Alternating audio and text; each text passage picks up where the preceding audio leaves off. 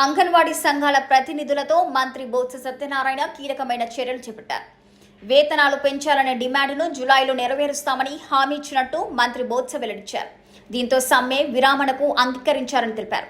2 దఫాలు చర్యలు జరిగాయని, అంగన్వాడీలపై నమోదైన కేసులను సీఎం జగన్తో చర్చించి ఎత్తివేస్తామని ఈ సందర్భంగా ఆయన తెలిపారు. అంగన్వాడీ టీచర్ రిటైర్మెంట్ బెనిఫిట్ను 1.20 లక్షలకు, హెల్పర్స్కు రిటైర్మెంట్ బెనిఫిట్ 60,000కు పెంచుతామని మంత్రి బొత్స సత్యనారాయణ గుర్తు చేశారు. సమ్మె కాలంపై ఏం చేయాలనే దానిపై సీఎంతో చర్చించిన తర్వాత ప్రకటిస్తామని బొత్స తెలిపారు.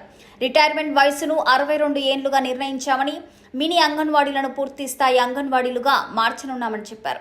ఎటకేలకు ఆంధ్రప్రదేశ్లో అంగన్వాడీలు సమ్మె విరమించారు. జీతం పెంపు డిమాండ్ విషయంలో ప్రభుత్వం సానుకూలంగా ఉందని, జూలైలో నెరవేరుస్తామంటూ ప్రభుత్వం హామీ ఇవ్వడంతో అంగన్వాడీ కార్యకర్తలు వెనక్కి తగ్గారు. ఈ మేరకు సోమవారం అంగన్వాడీ సంఘాల ప్రతినిధులతో మంత్రి బొత్స సత్యనారాయణ జరిపిన చర్చలు సఫలమయ్యాయి.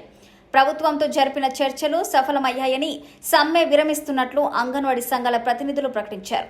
జూలైలో జీతాలు పెంచుతామని ప్రభుత్వం హామీ ఇచ్చిందని, తక్షణమే విధుల్లోకి చేరుతున్నట్టు సంఘం ప్రతినిధులు తెలిపారు. దీంతో మంగళవారం నుంచి అంగన్వాడీలు యథావిధిగా విధులను కొనసాగించనున్నారు.